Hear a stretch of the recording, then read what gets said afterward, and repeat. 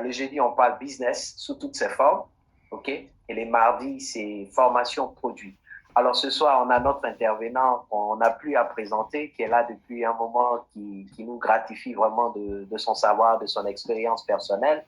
Je veux parler d'Emmanuel Fotso, notre manager essor depuis le Cameroun, qui est là ce soir encore une fois et qui va partager avec nous comment gérer les objections.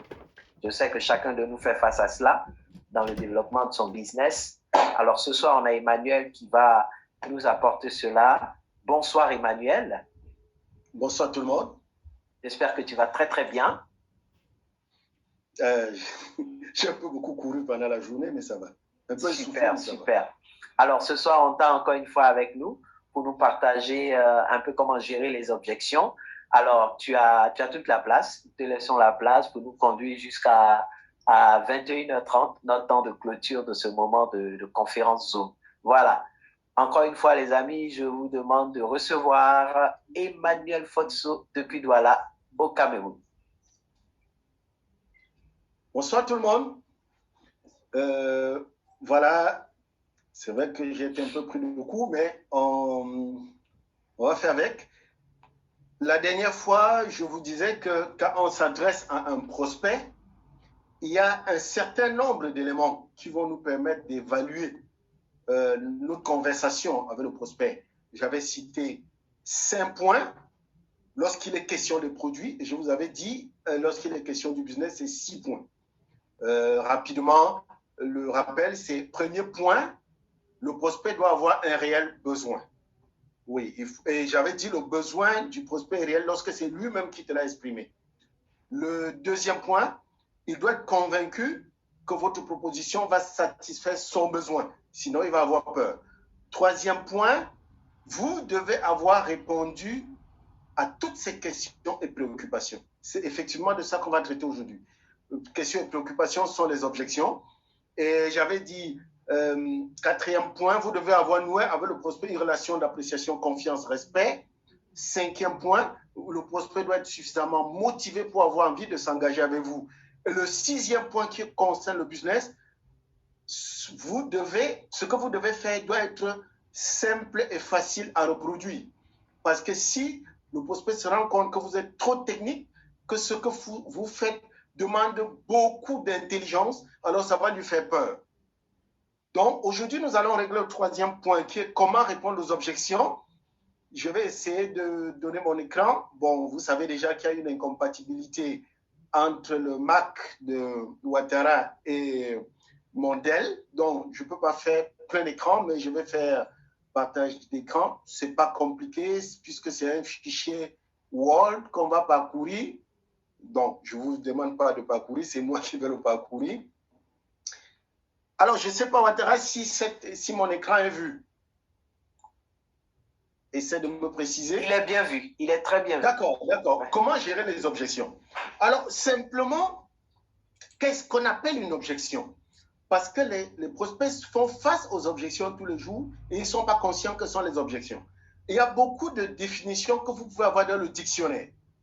Mais moi, j'ai une définition. Au Cameroun, on appelle ça la définition du quartier, c'est-à-dire définition de grammaire. Vous savez, quand nous allons voir un prospect, quand on le veuille ou non, on a déjà notre scénario dans notre tête. Pendant qu'on va le voir, on se dit, OK, je vais dire ceci, il va répondre comme ça, je vais dire comme ça, il va réagir comme ça. Mais très souvent, ça ne tourne pas comme on avait souhaité. C'est ça ce qu'on appelle une objection. Une objection, c'est vous êtes face à une objection chaque fois que la réaction du prospect ne va pas dans le sens de ce que vous aviez prévu. Là, vous êtes dans le sens d'une objection. Je prends un exemple, vous avez votre tata, vous négociez depuis pour lui trouver un rendez-vous parce que vous êtes fier de lui parler de vos produits, des produits Forever. Et dès que vous ouvrez la bouche, elle dit, oh, attention, attention, c'est de charlatan, moi je ne suis pas là.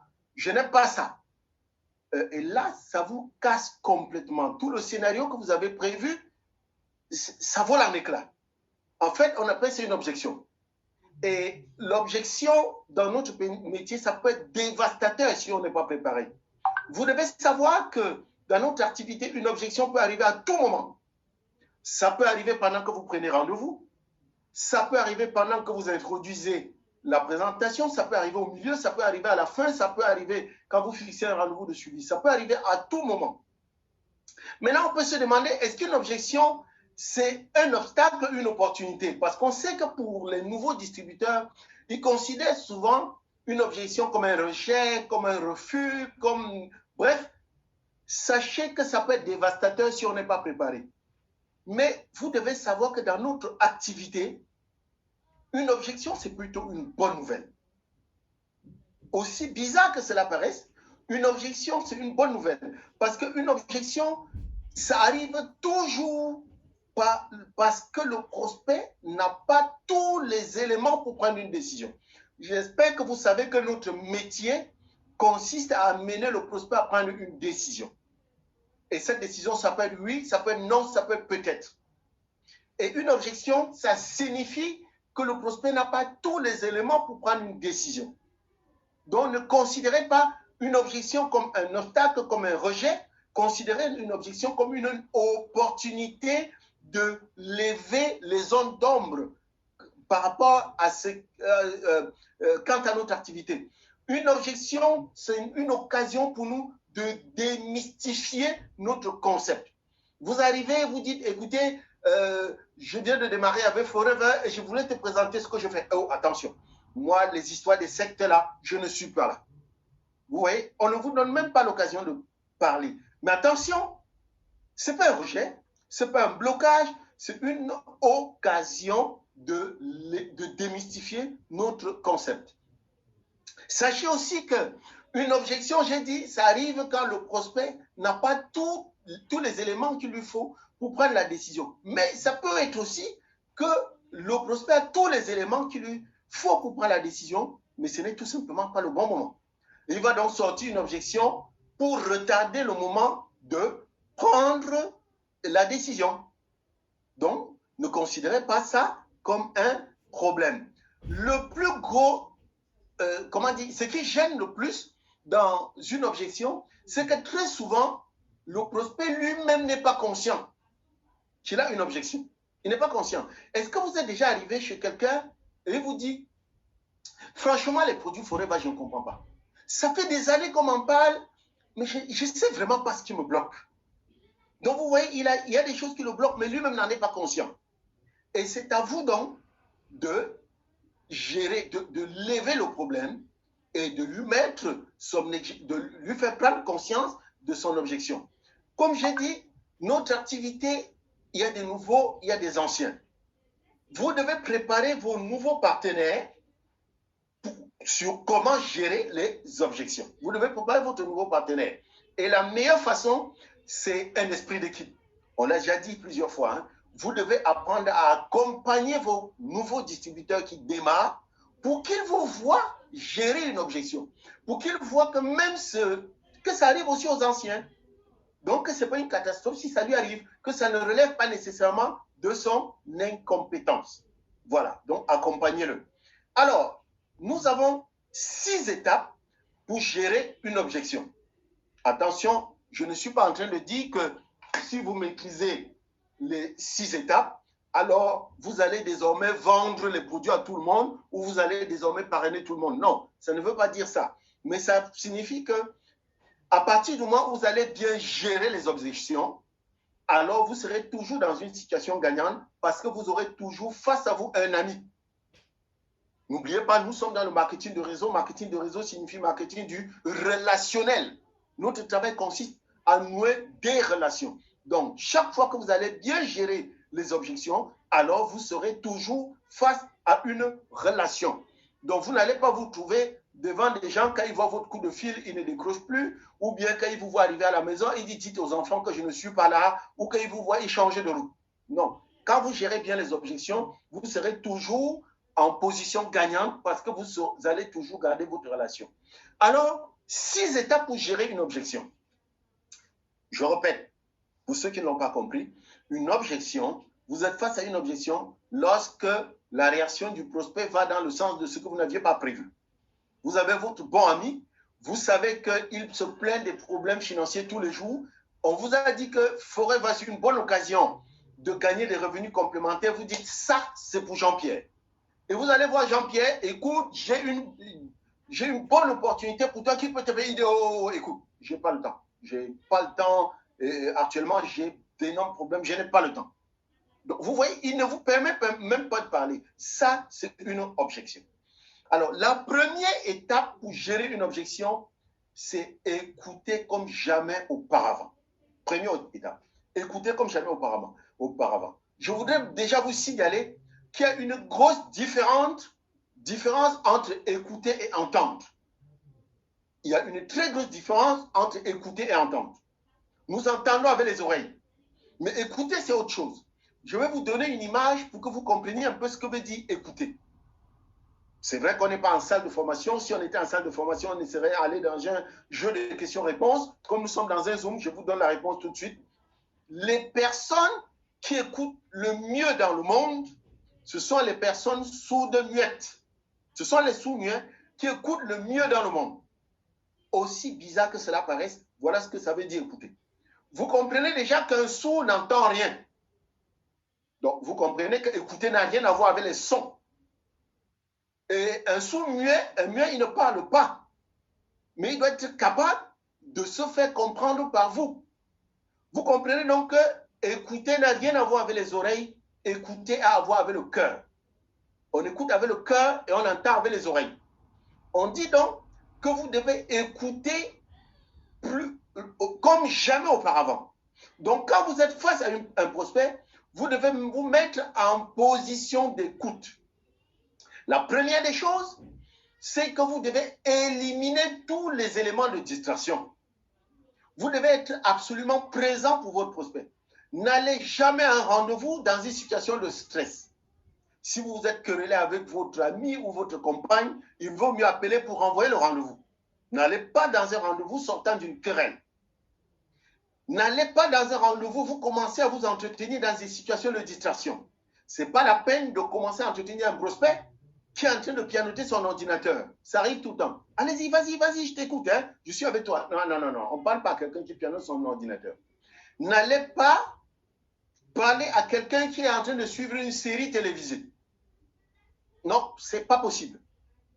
Et puis, le plus gros élément de distraction pour vous-même, c'est votre téléphone. C'est extrêmement impoli de commencer à parler à un prospect en regardant son téléphone.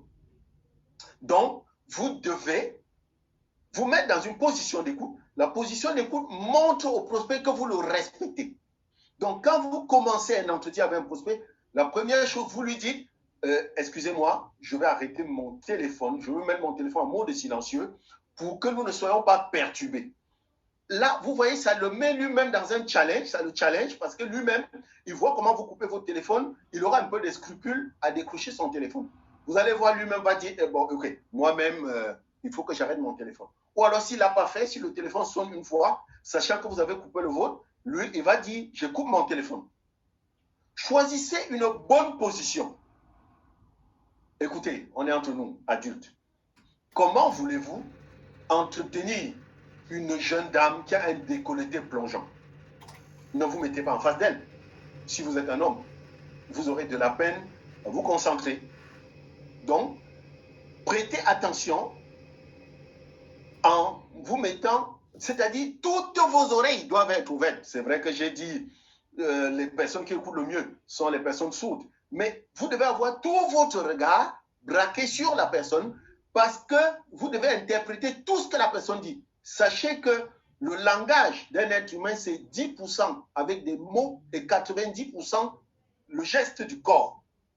Quand vous parlez à quelqu'un qui regarde sa montre, ça vous parle. Quand vous parlez à quelqu'un qui change de position sur son fauteuil, ça vous parle. Il se balance de gauche à droite, vous devez être attentif à tout ça. Vous devez laisser l'autre parler. Ne coupez jamais votre interlocuteur. C'est vrai qu'il y a des gens qui parlent comme des robinets. Il y a des prospects devant qui vous arrivez parce que j'ai dit vous devez lui poser des questions pour que lui-même vous dise quel est son besoin. Malheureusement, il y a des prospects qui sont comme des CD. Dès que vous lui avez posé des questions, il parle, il ne s'arrête pas. Vous êtes obligé d'écouter. Vous êtes obligé de le suivre sans l'écouter. Mais attention, ne rien dire ne signifie pas que vous êtes en train d'écouter. Il y a des personnes à qui vous parlez, la personne ne dit rien, ou bien il y a des prospects qui vous parlent, À un moment, ça vous énerve parce qu'il parle trop. Et vous commencez à regarder votre téléphone. Non, vous n'êtes pas en train d'écouter là. Rester silencieux ne veut pas dire qu'on écoute. La preuve, chaque jour, vous allez à des veillées. Les cadavres ne parlent jamais. Mais ça ne veut pas dire qu'un cadavre est en train de vous écouter. Donc, restez tranquille. En laissant votre interlocuteur parler, ne lui signifie pas que vous êtes en train de l'écouter. Donc, non seulement vous devez lui prêter attention, mais vous devez lui démontrer que vous êtes en train de lui prêter attention. Vous devez démontrer en faisant ce qu'on appelle une écoute active. C'est-à-dire quand la personne parle, vous devez réagir. Ah bon? Comme ça? Oh là là, mais c'est grave ça. On vous a fait ça? Oh mince, etc. Donc, voilà une écoute active qui permet à la personne de savoir que vous êtes avec elle.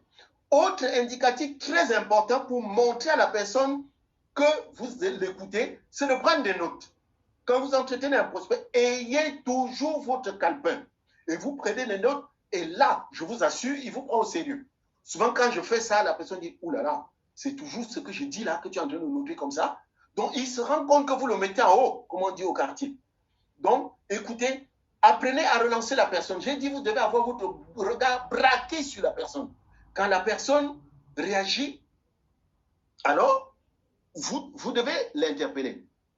Je ne sais pas si vous écoutez encore, j'ai l'impression que mon son... Vous êtes là? Je suis encore là? Allô? Oui, c'est bon, t'entends. Ok, d'accord. D'accord. Donc, quand le prospect parle, en fonction de son gestuel, vous pouvez dire, écoutez, vous m'apparaissez troublé. Je perçois chez vous une légère hésitation. Quelque chose vous blesse dans ce que vous êtes en train de dire. Ah, je suis heureux de vous l'entendre dire. Ah, félicitations. Vous soulevez là un point important. Ouh là là, je sens qu'avoir été traité comme vous avez été traité, ça vous a blessé. Mais je constate qu'une expérience antérieure avec le marketing de réseau vous a rendu méfiant. Je me rends compte qu'une expérience antérieure avec les produits Forever vous a rendu méfiant. Je sens que vous êtes incertain. Je comprends que vous croyez que vous n'avez pas l'étoffe. Donc, j'ai dit, vous le laissez parler, vous ne l'interrompez pas, mais vous ne gardez pas le silence comme si vous étiez un cadavre. Maintenant, écoutez, lorsque le prospect a fini de parler, ne prenez pas la parole immédiatement. Lorsque le prospect finit de parler et vous rebondissez tout de suite, c'est clair, ça signifie que pendant qu'il parlait, vous prépariez votre réponse. Et si vous étiez en train de préparer votre réponse, ça veut dire que vous ne l'avez pas écouté jusqu'au bout. Ça veut dire que vous avez écouté une partie de ce qu'il a dit et vous avez préparé votre réponse sur ce qu'il a dit.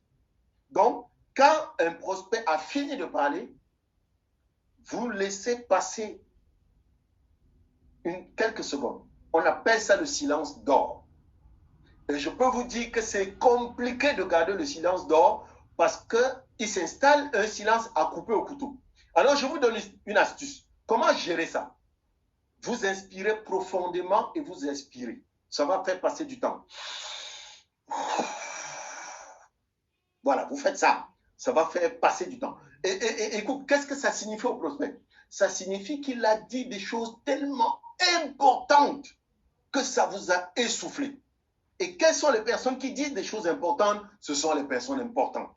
Vous voyez, il est content que vous le preniez pour une personne importante parce que nous vivons dans une société d'indifférence. On vit dans une société où on ne prête pas attention aux gens. On vit dans une société où on n'écoute personne, où on traite des gens comme des objets. Donc, une fois quelqu'un s'assoit en face de vous et il voit comment vous lui laissez toute la place, je peux vous dire que tout de suite, il est prêt à garder la relation avec vous. Parce que des personnes comme vous, vous êtes rares. Vous savez que nous sommes dans une société où on parle trop. Hein? Les grandes personnes sont des personnes qui parlent trop. Les comédiens, les formateurs, c'est des gens qui parlent trop. Les grandes vedettes parlent trop. Il n'y a plus personne qui est pour écouter. Donc, du coup, quand on trouve que vous êtes une personne qui est écoutée, vous êtes une personne spéciale. Et on dit souvent, Dieu nous a donné une bouche et deux oreilles. C'est un signe. Une bouche et deux oreilles, ça veut dire que nous devons parler une fois, écouter deux fois. Malheureusement, la plupart d'entre nous, ils ont une oreille et 10 bouches. C'est ça le problème que nous avons. On a souvent 0 oreille et 3 bouches. On n'écoute rien. Donc, écoutez. Ensuite, jouez au détective. Jouez au détective. Écoutez, on dit que ce que l'être humain exprime avec des mots représente 10% de ce qu'il a en tête. Alors, si vous répondez sur ce que vous avez entendu, alors vous êtes à côté de la plaque. Je vais pas, on est à l'étape 2, hein, jouer au détective. Je prends un exemple. Vous avez un magistrat qui dit que vos produits sont chers. Vous avez un opérateur économique qui dit que vos produits sont chers. Vous avez un enseignant qui dit que vos produits sont chers. Vous avez un ingénieur qui dit que vos produits sont chers. Vous avez un moto-taximane, je ne sais pas s'il y a des moto-taximènes chez vous, mais chez vous, il y a des gens qui font de taxi-moto. C'est les gens quand même en bas de la société. Vous avez un moto-taximane qui vous dit que vos produits coûtent cher. Un magistrat, un douanier, un opérateur économique, un ingénieur, un enseignant, un moto-taximane, tous, ils sont 6, ils vous ont dit que vos produits sont chers. Vous pensez vraiment que les 6 ont dit la même chose? Vous pensez sérieusement que les 6 ont dit la même chose? Ils ont prononcé le même mot. Vos produits sont chers.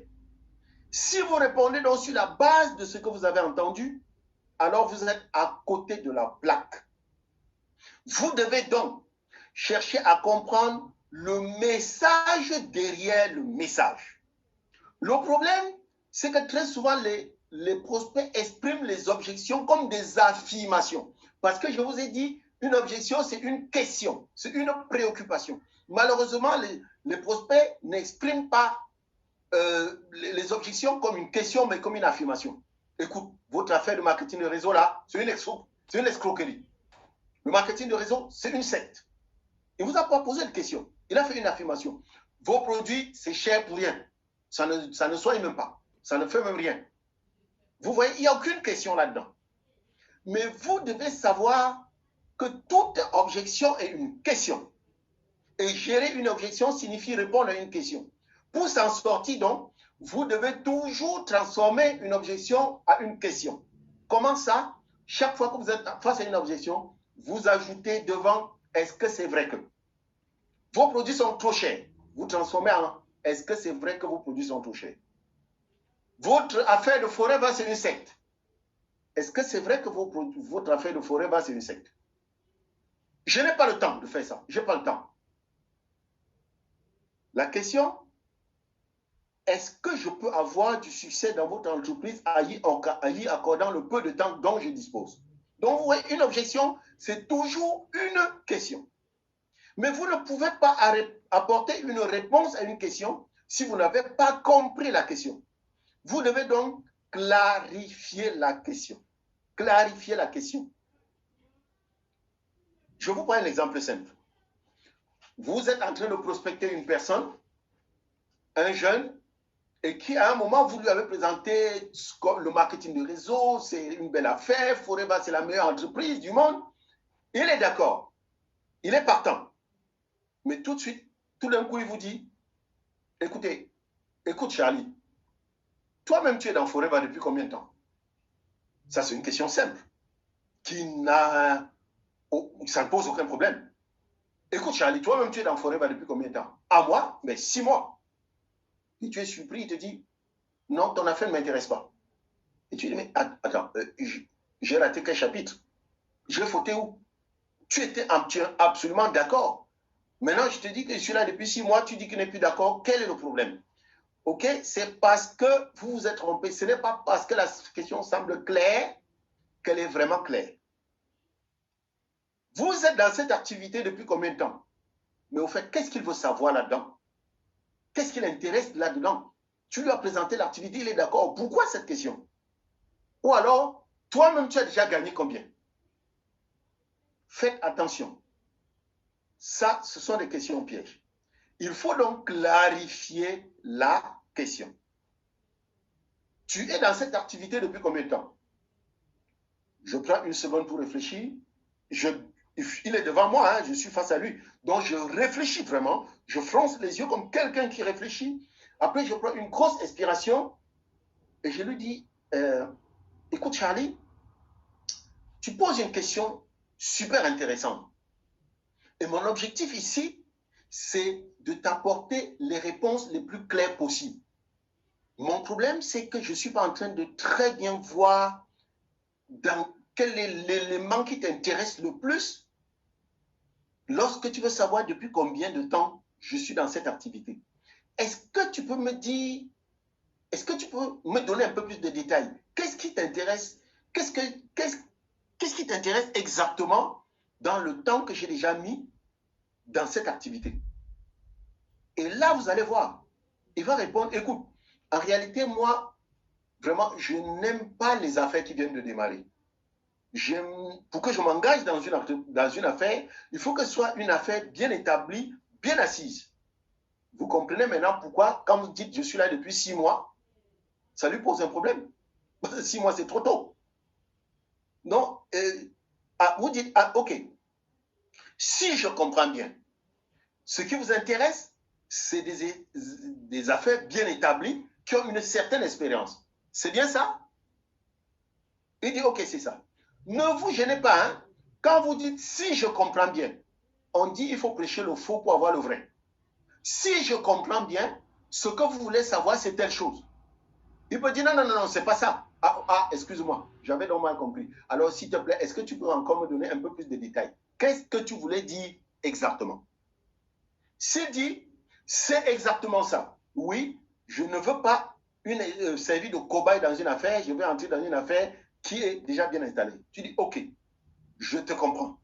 Alors maintenant, dis-moi, quels sont les éléments qui te permettraient, quels sont les éléments qui sont tels que si je te donne, ça pourrait te convaincre que c'est une bonne occasion d'affaires bien assise.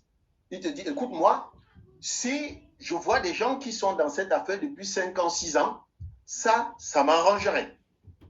Tu dis, ok, là, il n'y a donc pas de problème, je m'occupe de ça. Moi, je suis dans cette affaire depuis 6 mois seulement, mais le marketing de réseau, c'est une affaire d'équipe. Je suis coaché, mon coach, lui, il a beaucoup d'expérience, il est là depuis 6 mois. Alors, je vais fixer un rendez-vous pour que tu le rencontres.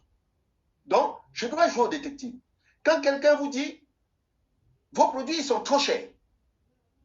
Waouh! Je prends une seconde, je réfléchis, je dis, mais Georges, tu viens de dire, tu soulèves là un point intéressant. Et je dois reconnaître que tu n'es pas le premier à soulever ce point. Seulement, je me rends compte que j'ai commis l'erreur, lorsque les autres personnes ont soulevé le même problème, de ne pas véritablement creuser. Quand tu dis nos produits sont trop chers, qu'est-ce que tu veux dire exactement? Vos produits là, ça ne marche pas.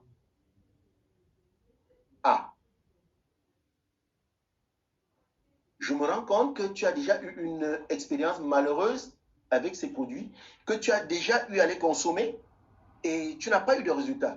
Dis-moi, à quelle occasion avais-tu déjà consommé ces produits? Moi, mais jamais, je ne les ai jamais consommés. Bon là, excuse-moi, je ne suis pas sûr de bien comprendre. Alors, tu es en train de me dire que tu n'as jamais essayé ces produits. Et pourtant, en même temps, tu me dis que ça ne marche pas.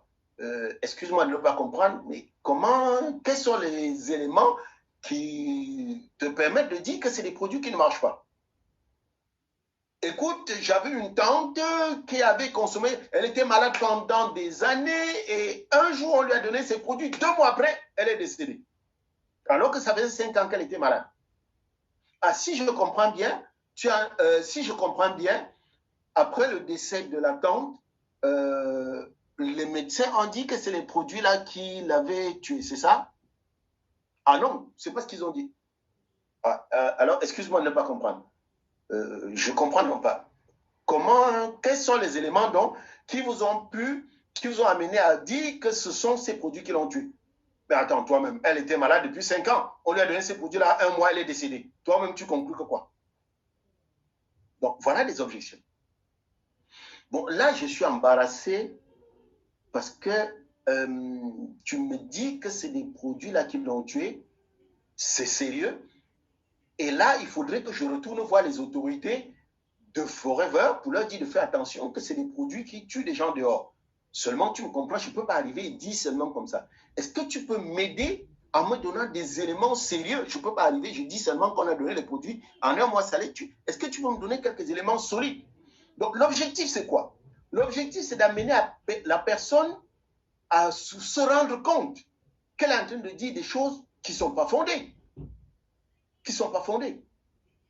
OK. Mais attention, l'objectif n'est pas de ridiculiser le patient, le prospect. Parce que j'ai souvent entendu les gens dire, quand un prospect dit vos produits sont chers, c'est quoi? Tu es toujours comme ça. Tu dis que les produits là sont chers. Tu prends combien de bières par jour? Tu sais d'abord que ça coûte combien? Hein? Je te vois, tu prends combien de cigarettes par jour? Quand je divise le prix d'un bidon, il te faut prendre 2 bidons par mois. Quand je divise, ça ne fait même pas 200 francs par jour. Alors que je te vois prendre tel nombre de bières par jour. Je te vois que... Écoutez, quand vous faites ça, vous êtes en train de dire que le prospect est tellement idiot qu'il n'est même pas capable de savoir si un produit est cher ou pas. Donc, ce n'est pas ce qu'il faut dire. C'est pour ça que étape 3, pour gérer les objections, reconnaissez la validité de l'objection. Le prospect a le droit de dire ce qu'il dit. Il a le droit de dire que vos produits-là ne marchent pas. Il a le droit de dire que Forever, c'est une escroquerie. Il a le droit de dire que Forever, c'est une secte. Il a le droit de dire ce qu'il dit. Je n'ai pas dit que vous devez être d'accord avec lui. Mais vous devez reconnaître qu'en tant qu'être humain, légitimement, il peut dire cela. C'est pour ça que, quand vous dites, écoute, je ne comprends pas, quand tu dis que les produits là sont chers, ça veut dire quoi? Mais attends, toi-même, je ne t'apprends rien, tu connais les produits, tu connais la valeur de vos produits. Hein? Les produits là, est-ce que c'est au niveau du Camerounais moyen ou du Burkinabé moyen? Excuse-moi de ne pas bien comprendre. Quand tu dis, est-ce que c'est au niveau du Burkinabé moyen ou du Camerounais moyen, qu'est-ce que ça veut dire? Mais attends, comment ça, qu'est-ce que ça veut dire? Tu connais le SMIC dans ce pays? Hein? Le SMIC, c'est 33 000 au Cameroun. 33 000 CFA. Quel est le Camerounais qui peut sortir de l'argent pour acheter votre bidon qui coûte presque 20 000? Ah, excuse-moi, Freddy, il y a certainement quelque chose que j'ai dit et qui nous a un peu égarés. Je croyais que je m'adressais à Freddy. Donc, ce que Freddy est en train de me dire, c'est qu'il est un Camerounais en dessous de la moyenne et que ses produits ne sont pas à son niveau. Est-ce bien ça? Ah non, non, non, est-ce que je parle pour moi? Non, non, je ne parle pas pour moi, je parle pour les autres. Ah, excuse-moi, je croyais que je m'adressais à Freddy et je ne m'adressais pas aux autres. Donc, Freddy est en train de me dire que lui, il peut acheter ses produits, mais il est en train de plaider la cause des autres. N'est-ce pas? C'est bien ça. Est-ce que Freddy permet qu'on finisse le cas de Freddy d'abord avant de régler le cas des autres? Si Freddy peut acheter ses produits, pourquoi donc tu ne l'achètes pas? Non, non, non, écoute, je ne l'achète pas parce que, tu sais, vos produits-là, ce qui m'énerve dessus, c'est que quand on commence, on ne peut plus arrêter. Ah, vous voyez, il n'est plus sur le prix, il est sur autre chose. Quand on commence, on ne peut plus s'arrêter. Comment ça? Excuse-moi, je n'ai pas bien compris. Quand tu dis qu'on commence, on ne peut pas s'arrêter, ça veut dire quoi? Mais attends, je ne t'apprends rien sur vos produits, non?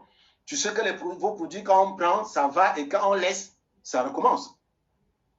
Ah, si je comprends bien, Freddy, tu es en train de me dire qu'à une époque, tu as pris ces produits, tu te sentais bien, et après, tu n'as plus pris, et ça n'a plus marché, c'est ça?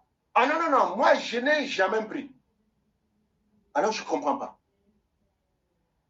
Pourquoi tu dis donc que quand on prend et quand on laisse... En fait, ce que je voulais dire, moi, je n'aime pas les choses qui conditionnent ma vie. Ok? Je n'aime pas les choses qui conditionnent ma vie. Hein? Je ne veux pas quelque chose que je veux commencer et je n'arrête plus. Ah, ok, ok. Si je comprends bien, tu es en train de me dire que tu ne voudrais pas être dépendant de quelque chose. Est-ce bien ça? Il dit, oui, il s'agit bien de ça. Là, je viens de clarifier. Maintenant, quand il a dit oui, j'ai dit, ah, ok, Freddy, je te comprends maintenant. Faites très attention. Il y a beaucoup de prospects qui disent oui et ils enchaînent avec mais. Vous ne pouvez pas dire oui et mais. Je sais que c'est un réflexe, mais en tant que FBO, vous devez éliminer le oui mais de votre langage. Faites un effort et vous allez y arriver. Chaque fois que vous dites oui, je suis d'accord, mais il y a beaucoup de distributeurs qui disent bon, je ne rejette pas ton point de vue, hein. Je suis d'accord avec ton point de vue, mais je voulais que... Ah non, non, non, non, non. Il n'y a pas de mais. Dès que vous dites déjà mais, ça veut dire que vous n'êtes pas d'accord. Et si vous n'êtes pas d'accord, enfin, si vous ne reconnaissez pas, je ne dis pas d'accord, je rectifie. Ça, vous ne reconnaissez pas la validité de son objection. Non, il a le droit. Je ne dis pas oui, mais. Je dis, ah, ok, je comprends maintenant ce que tu voulais dire, Freddy. Je comprends maintenant. Je comprends ce que tu ressens. En réalité, j'avais ressenti la même chose à mes débuts jusqu'à ce que je découvre que j'ai utilisé 3 choses. Sans, senti, découvrir. N'oubliez pas, j'ai dit gérer les objections. Je n'ai pas dit triompher des objections. Gérer une objection veut montrer au prospect qu'il n'a pas raison.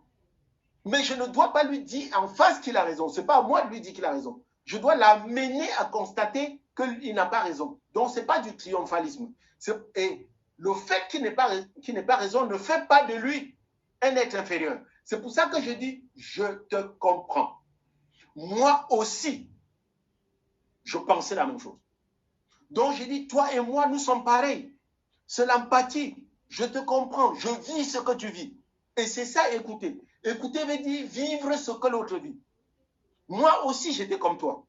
Mais il y a quelque chose qui m'a fait changer d'avis. Je comprends ce que tu ressens. J'avais ressenti la même chose jusqu'à ce que je découvre que. Quand quelqu'un me dit, écoute, votre forêt va, je ne peux pas faire, je n'ai pas le temps. Quand j'ai clarifié et que j'ai constaté qu'effectivement, ça veut dire que son emploi de temps ne lui permet pas, je dis, ok, je comprends ce que tu ressens.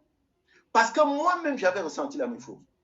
Rappelle-toi qu'au moment où je rencontre Forever, je suis enseignant, je suis entrepreneur, je fais des cours de répétition, donc je n'ai pas de temps. Je comprends ce que tu ressens.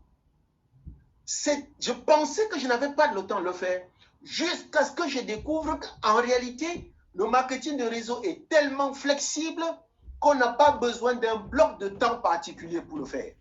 On démarre, j'avais découvert que je peux commencer l'activité avec le peu de temps que j'avais.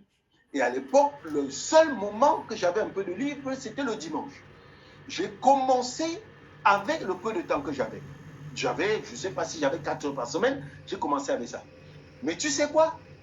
J'ai reçu tellement d'aide dans cette affaire qu'au bout de quelques mois, mon son, il est parti.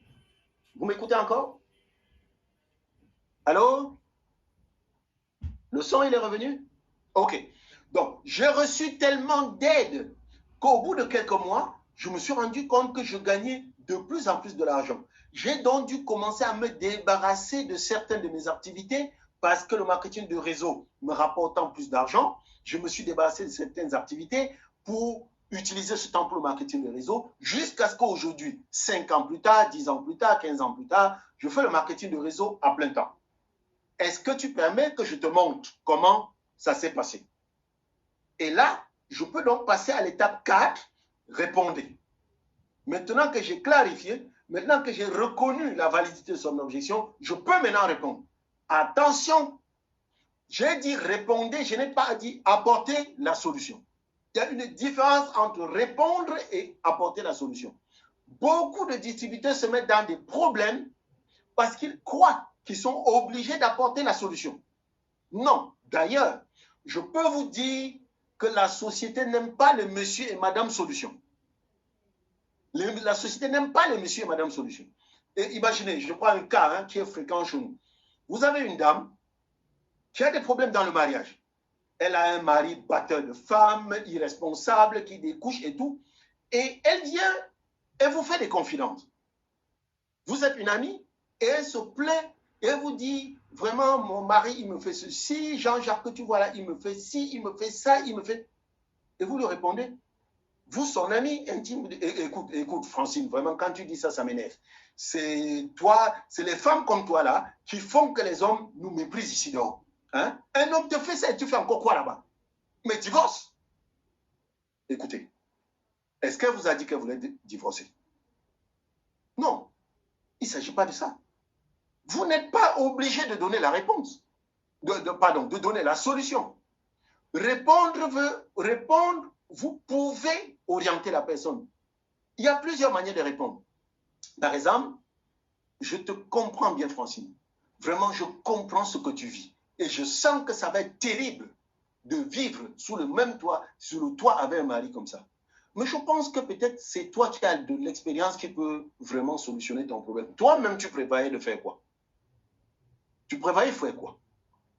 Écoute, j'ai bien compris ce que tu dis, Jean-Jacques. Seulement, je dois t'avouer humblement que la solution n'est pas à mon niveau. J'ai mes parrains, mes coachs qui sont très expérimentés. Je t'ai dit que je suis là depuis 3 mois seulement. Est-ce que tu es d'accord que je prenne un rendez-vous avec mon coach et il va t'apporter la solution? Il y a une technique pour vendre les produits que je pratique souvent et ça marche toujours. Écoutez, les gens n'aiment pas qu'on les traite en vrac. Les gens n'aiment pas les solutions faciles à leurs problèmes difficiles. Quand vous êtes face à quelqu'un qui vous dit qu'il traîne un problème depuis 6 mois, depuis 1 an, ne lui dites pas que vous avez le programme. Je dis souvent, écoutez tonton, écoutez tata, je me rends compte que ton problème est très sérieux. Il est tellement sérieux que je suis obligé de retourner voir les autres experts de notre entreprise. On va s'asseoir ensemble pour étudier ton cas parce que je pense que ton cas, il est particulier. Est-ce que tu me donnes, là, il est 10 heures. Est-ce que tu permets que je vais chercher la solution et je t'appelle à 16 heures? Ou bien je t'appelle à midi? Vous savez quoi?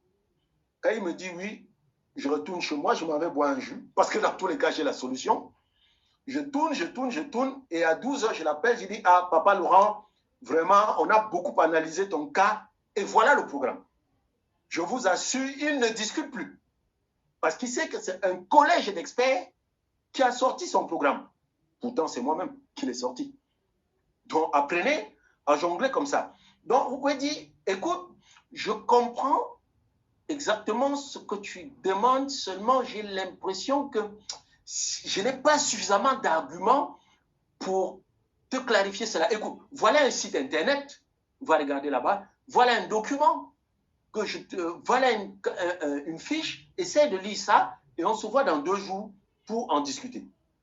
Maintenant, lorsque j'ai la solution, je vous ai dit, je donne la solution, mais en termes de 100 centimes découvrir. 100 centimes découvrir. Je comprends ce que tu ressens. Moi-même, j'avais ressenti la même chose parce que tu te rappelles, quand on m'a présenté Forever, j'étais fonctionnaire du Cameroun et les fonctionnaires du Cameroun, tu sais, ils ne gagnent même pas l'équivalent de 500 €. Donc, je ne savais pas, je ne pouvais pas me permettre de consommer ces produits jusqu'à ce que je découvre que les produits Forever, on peut les consommer cher, on peut les consommer moins cher et on peut même être payé pour consommer. On peut les consommer cher, on peut les consommer cher, on peut les consommer gratuitement, on peut même les payer, on peut être payé pour consommer. Est-ce que tu permets que je t'explique comment ça se passe? Vous comprenez bien que consommer cher, c'est consommer client. Consommer moins cher, c'est consommer comme abonné. Consommer gratuit, c'est utiliser les flux de votre vente pour acheter vos propres produits. Et être payé pour consommer, c'est développer le réseau. Donc, voilà en fait ce que je vais lui expliquer. Alors, je vais lui faire la présentation. Attention, quand vous faites votre présentation, c'est l'étape 5, l'avant-dernière étape. Assurez-vous de bien vous faire comprendre. Remarquez avec quelle difficulté vous avez pu comprendre ce que le prospect voulait dire exactement. Et vous croyez qu'à votre tour, ce que vous allez dire, il va comprendre facilement? Et c'est ici que les prospects ont beaucoup de problèmes. Quand il dit au prospect, c'est ici que les FBO ont beaucoup de problèmes. Quand il dit au prospect, est-ce que tu permets que je te montre comment ça se passe? Dès que le prospect dit oui, il démarre un CD.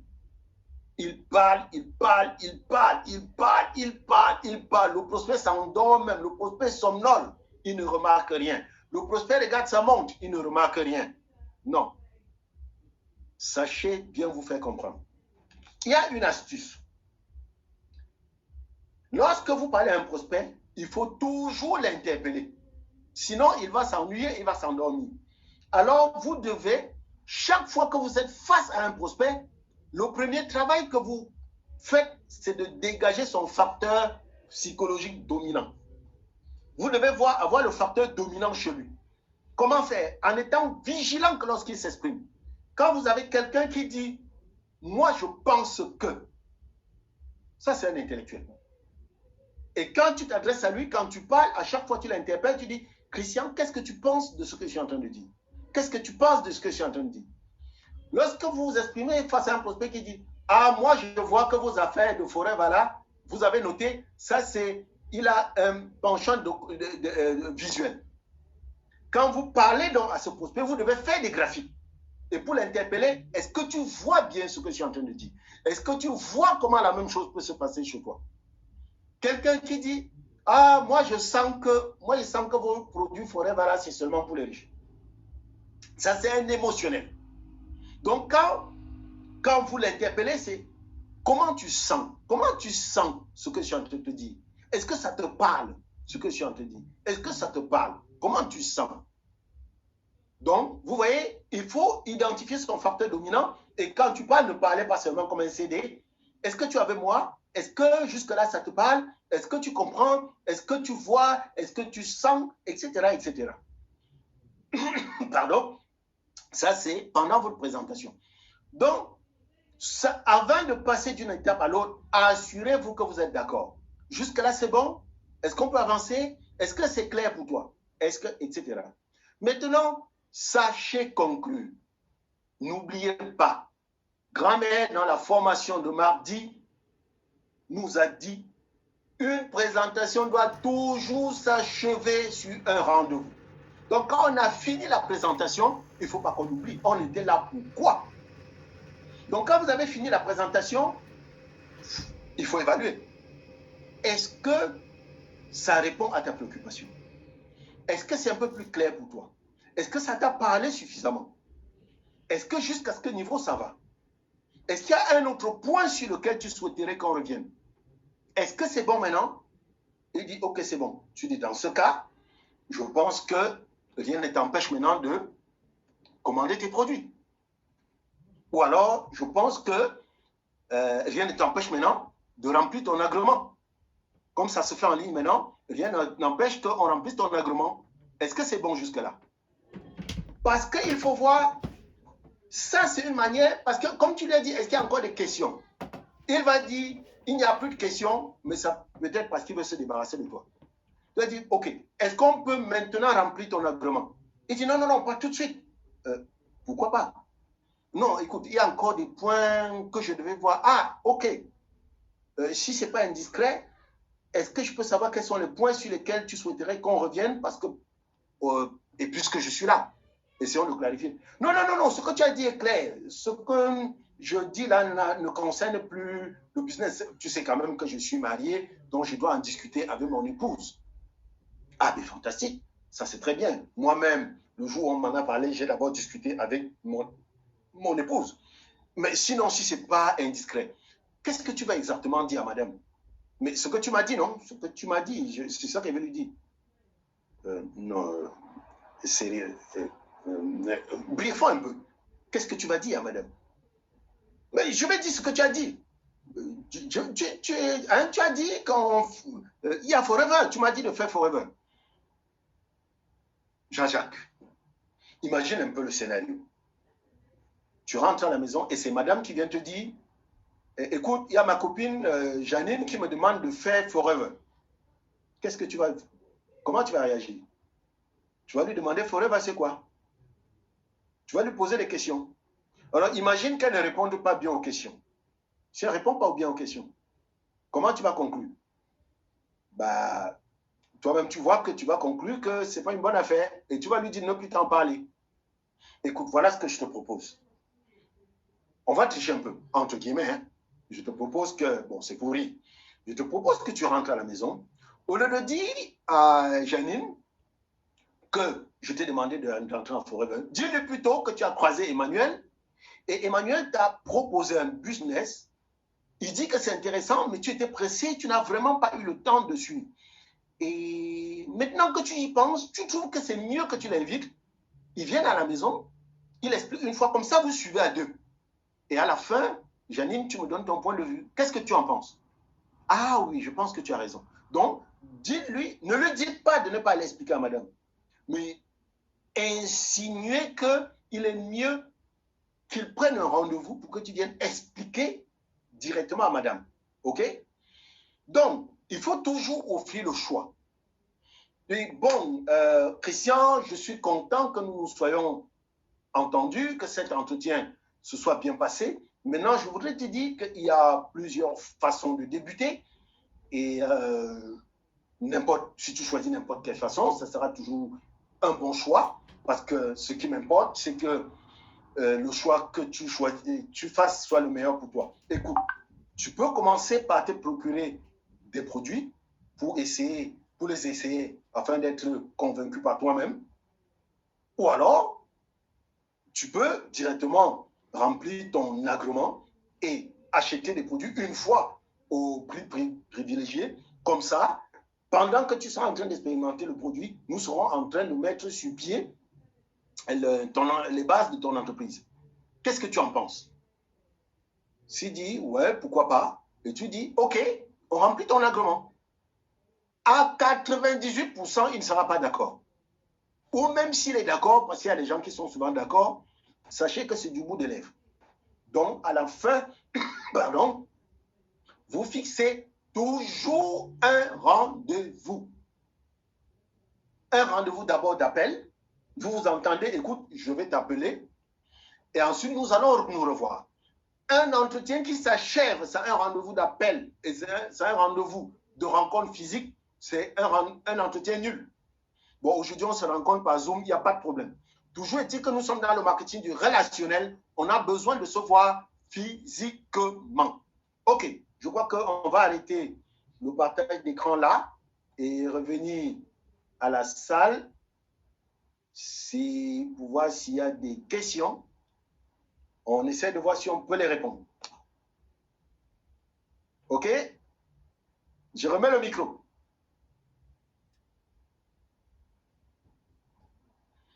Merci Emmanuel, merci énormément. Alors, comme il a dit, si vous avez des questions, il est tout oui pour prendre les questions. Est-ce que quelqu'un a une question ce soir?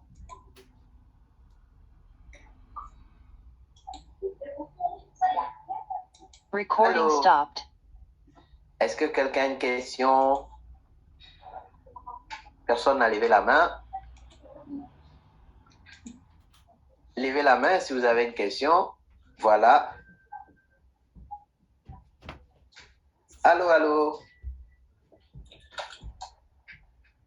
Oui, Mavuna. On va prendre Mavuna et Nelly. Oui, Mavuna. Oui, bonsoir tout le monde. Mm-hmm. Bonsoir Emmanuel, bonsoir Omar. Bonsoir. Bonsoir Odile.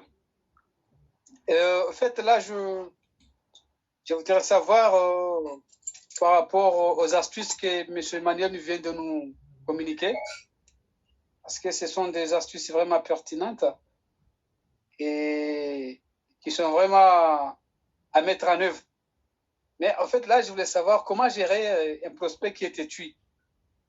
C'est-à-dire que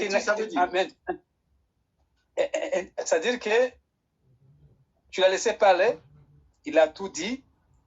Et au moment où tu voulais prendre la parole, il ne te laisse pas. C'est-à-dire il ne te laisse pas parler.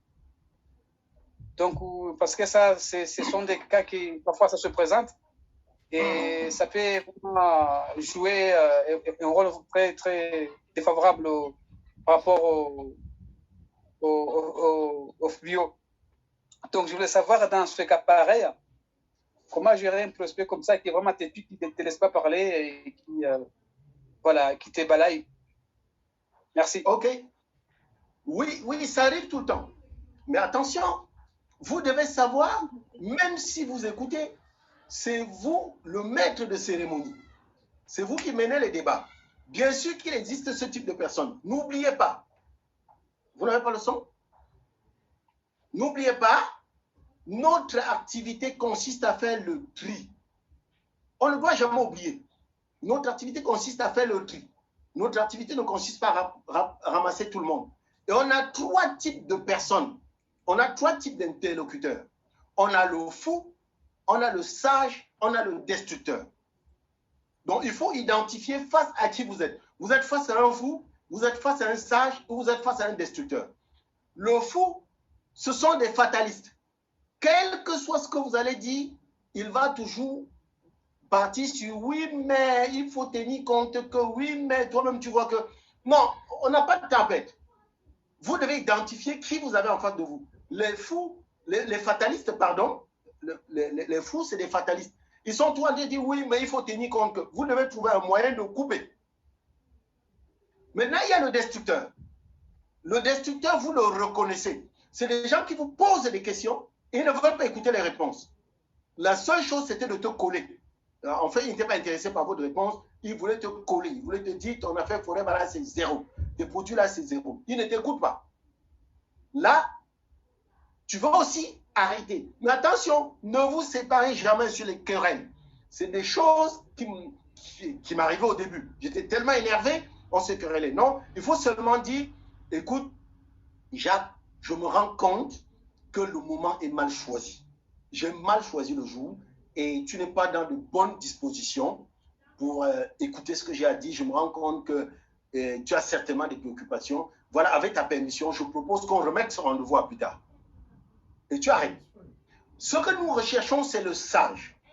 Le sage, c'est celui qui pose des questions et il veut écouter des réponses.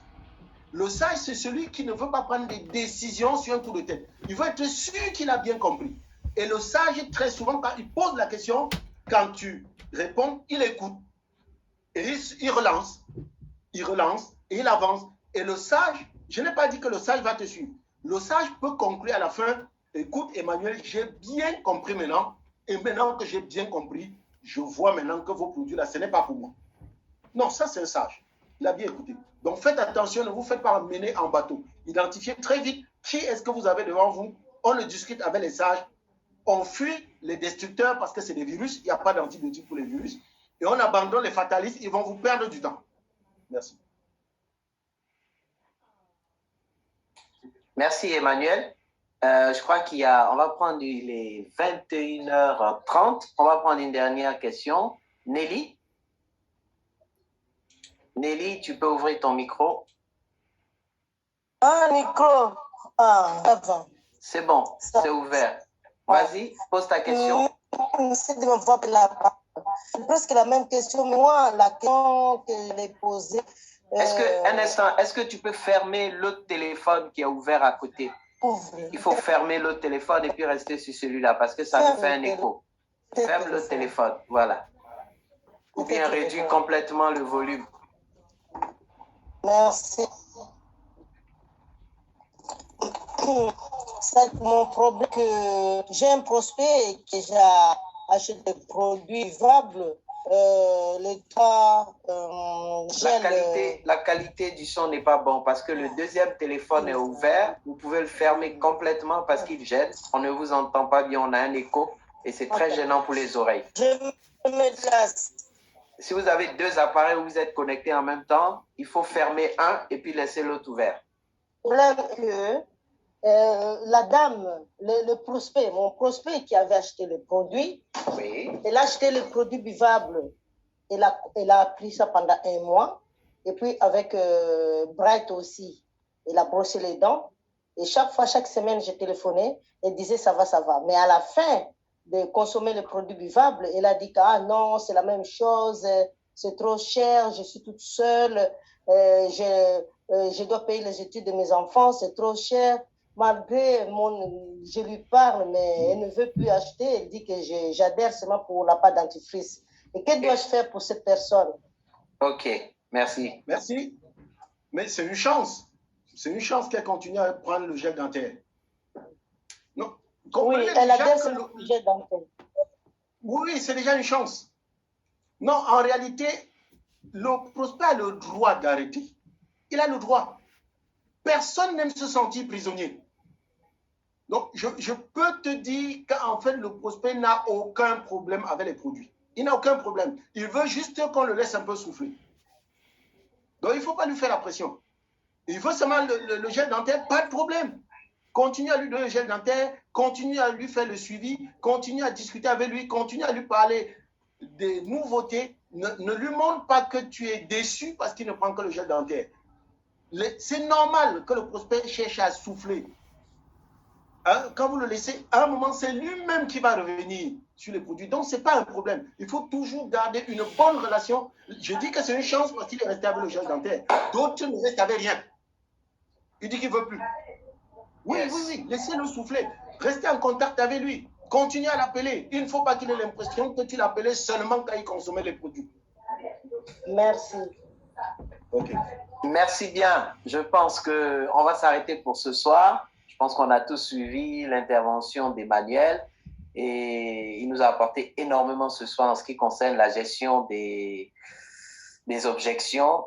Et on ne cessera pas de dire, comme il a dit tout à l'heure, notre mission, ce n'est pas d'obliger quelqu'un, c'est d'amener quelqu'un à découvrir les bienfaits et l'intérêt que Forever a de nous proposer non seulement ses produits exclusifs et son opportunité d'affaires généreuse. Et si quelqu'un ne veut pas, comme dit notre grande marraine, Joël Bonnefoy, coq and piastre. C'est oui, c'est non, peu importe, au suivant. On avance et on attend jusqu'à ce que la personne se décide. Parce qu'on est tous passés par là à un moment donné. On n'a pas tout de suite adhéré. Il a fallu du temps de réflexion. Et donc, ce temps de réflexion ne veut pas dire définitivement que la personne ne veut pas. C'est juste de comprendre que la personne a besoin d'un peu plus de temps de réflexion. Voilà. Je voudrais, avant qu'on se sépare, dire bonsoir à Zawi en Algérie. On a Zawi en Algérie qui est connecté ce soir. Bonsoir à toi.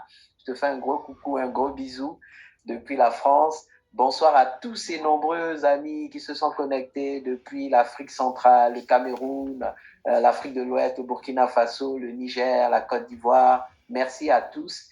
Et puis, nous prenons rendez-vous pour mardi. Et grand merci à Emmanuel qui, comme il vous l'a dit en introduction, c'est ce matin qu'avec mamie, on lui a dit, il faut que tu passes ce soir parce que on est...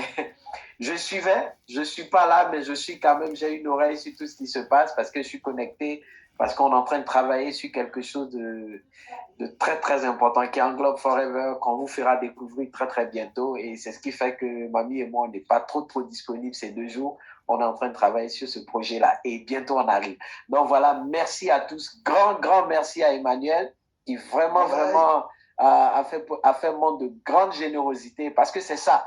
La puissance de Forever, c'est la puissance de l'amour. Emmanuel, merci pour ton grand cœur, merci pour ton input, merci pour ton investissement.